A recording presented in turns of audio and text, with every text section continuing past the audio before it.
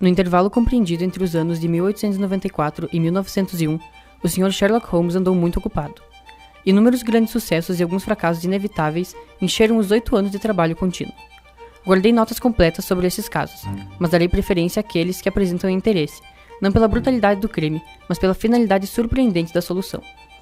Por esse motivo, vou contar agora o caso da Sra. Violet Smith, a andarilha solitária de Charlington, e a curiosa sequência de nossas investigações, que culminaram em inesperada tragédia. Foi num sábado, dia 23 de abril de 1895, quando pela primeira vez ouvimos falar da Sra. Violet Smith. Recordo-me que sua visita desagradou Holmes. Meu amigo, que acima de tudo gostava de precisão e de concentração, aborrecia-se com qualquer coisa que desviasse sua atenção do assunto em que se ocupava no momento. Mas sem rudeza e com um sorriso cansado, consentiu em ouvir a história daquela mulher. A jovem relanceou os olhos para os sapatos e notei uma aspereza nos mesmos, causada pelas longas caminhadas. Violet começou contando que trabalhava com música perto de Farnham, e Holmes concluiu isso ao olhar em suas mãos. Com grande clareza e calma, contou que com a morte de seu pai, sua mãe e ela passaram a ter apenas seu tio Ralph Smith como parente.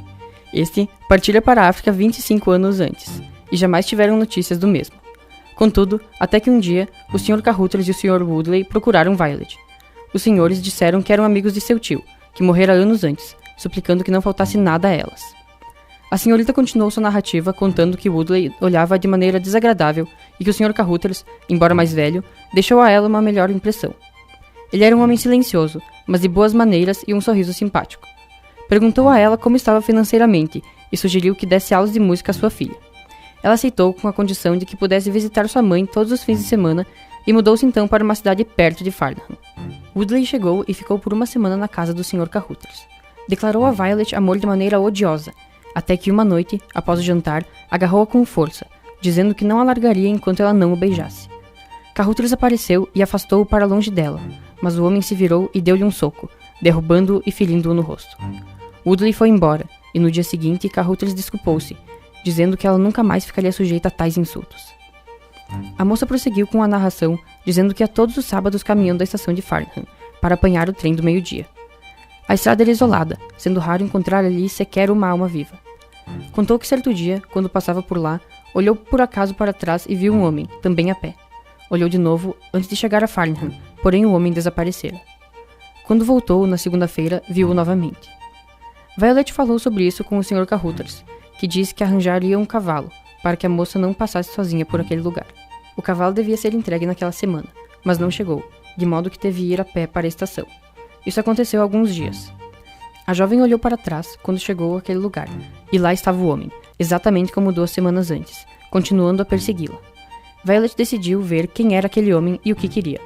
Diminuiu o passo, mas ele diminuiu o seu. Parou, e ele parou. Preparou-lhe então uma armadilha. Caminhou rapidamente até uma curva da estrada, e atrás de uma árvore se escondera, esperando vê-lo passar por ela, continuando a caminhar. Mas ele não apareceu.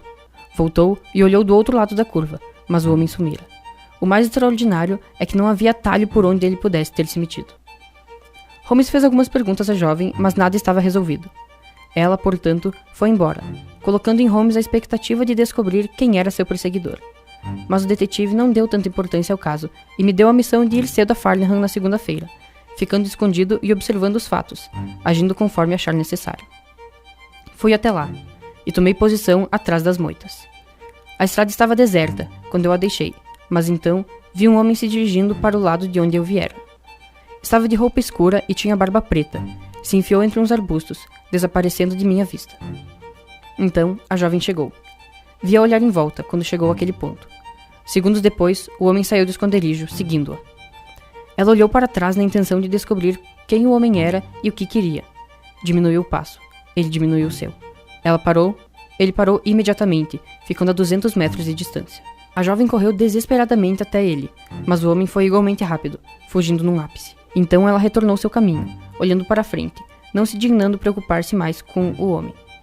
Ele também se virara, até que a curva da estrada o escondeu de minha vista. Fiquei no meu esconderijo.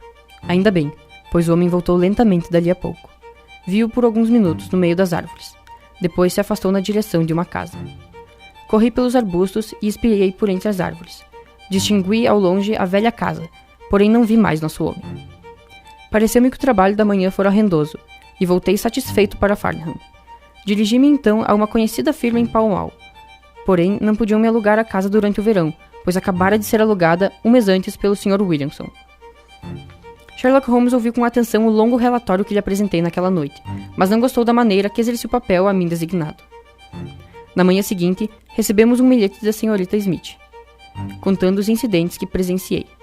Mas o mais importante estava no pós-escrito, em que ela dizia que seu patrão tinha pedido-a em casamento, e que ele aceitou a recusa dela, visto que ela já estava noiva de outro homem. Holmes quis comprovar algumas de suas teorias. Contou-me que foi até uma taverna e fez perguntas discretas, pois acreditava que ali descobriria várias informações sobre o caso. Descobriu que Williamson mora na casa, com poucos empregados. Murmura-se que é ou foi padre, cuja carreira foi singularmente negra. O dono da taverna lhe contou que o homem sempre recebe visitas nos fins de semana, principalmente de um homem chamado Woodley. Enquanto comentavam sobre o assunto, aparece no local Woodley, que ouve as perguntas de Holmes e não as aprova. Os dois acabam brigando, e Holmes volta para casa bem machucado. Na manhã seguinte, recebemos outra carta da senhorita Smith, contando que iria sábado à cidade, com o cavalo do Sr. Carruthers, deixando de trabalhar para Carruthers devido ao reaparecimento do odioso Sr. Woodley, que deve estar hospedado nas redondezas. Holmes disse que deveríamos ir ambos para lá no sábado, para que essa curiosa investigação não tenha um fim desagradável. Assim fizemos, e fomos caminhando pela estrada larga, que após uma noite de chuva fora seguida por uma bela manhã, e os campos de Urges pareciam ainda mais belos aos olhos de quem estava habituado aos tons cinzentos da velha Londres. Vimos a casa no meio de algumas árvores. Holmes mostrou-me a grande extensão da estrada. Ao longe, vimos o que parecia um cavalo, porém sem Violet sobre ele. Depois de termos passado a elevação, não vimos mais o cavalo, por isso caminhamos mais rapidamente. Holmes passou à minha frente, e de repente, quando se encontrava a 100 metros à minha frente, parou, a mão num gesto de desespero. No mesmo momento, um cavalo apareceu na curva, vindo em nossa direção. Holmes começou a se culpar por não ter pensado na existência de um trem mais cedo. Não sabia se o que estava ocorrendo era rapto, assassinato ou o quê. Um homem solitário vinha correndo em nossa direção. De repente, ergueu o rosto e parou. O homem perguntou-nos onde arranjamos o cavalo e tirou uma arma do bolso. Holmes perguntou ao homem onde estava Violet Smith. O homem não sabia responder, pois também estava procurando-a e tentando, como Holmes, salvá-la. O homem desesperado disse que o miserável Woodley e o padre deveriam ter pego a moça.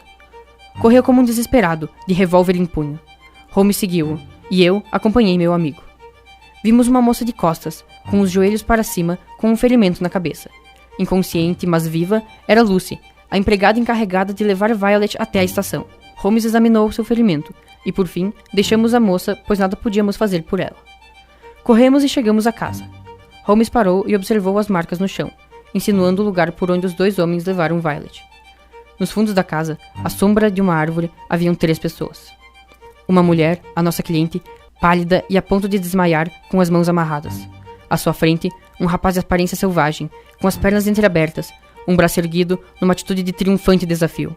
Entre eles, um homem, acabara evidentemente de celebrar um casamento, pois estava com um livro de orações quando surgimos. Quando nos aproximamos, o brutal Woodley avançou, com um grito de selvagem alegria. Carruthers então ergueu uma arma, apontando-a para o miserável Woodley. O revólver estalou, e Woodley soltou um grito, deu uma reviravolta e caiu de costas, com o rosto terrivelmente pálido. Um ar de morte pairava sobre o local. Williamson puxa uma arma da cintura, mas Holmes a pega com tamanha velocidade e aguarda, e eu fico ao lado de Williamson observando. Sherlock controla a situação, e eu mantenho o pobre padre preso, até a chegada das autoridades. Sherlock manda um empregado do padre levar um bilhete à delegacia mais próxima, relatando o fato, e assim ela o faz. Watson e Carruthers levaram para dentro de casa o ferido, e Sherlock ajuda a assustada jovem. O ferido foi colocado na cama. A pedido de Holmes, examinei-o.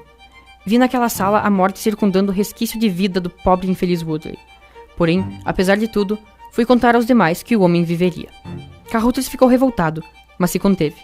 Contou que era ele quem perseguia Violet, para protegê-la do maior bruto e canalha da África do Sul, que era Woodley, e não quis contar à moça do perigo que passava por medo dela abandoná-lo.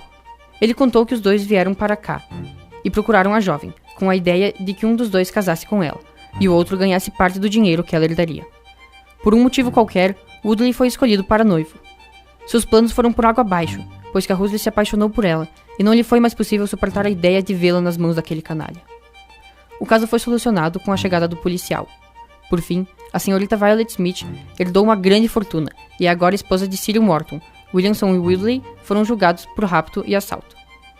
Quanto ao Sr. Caruthers, Sherlock acha que fez o possível para se reabilitar de sua participação num plano diabólico, e deu seu cartão e sua disponibilidade de dar um depoimento ao seu favor no tribunal. Cada caso tem sido o prelúdio de outro, e uma vez passada a crise, os atores desaparecem para sempre da nossa vida.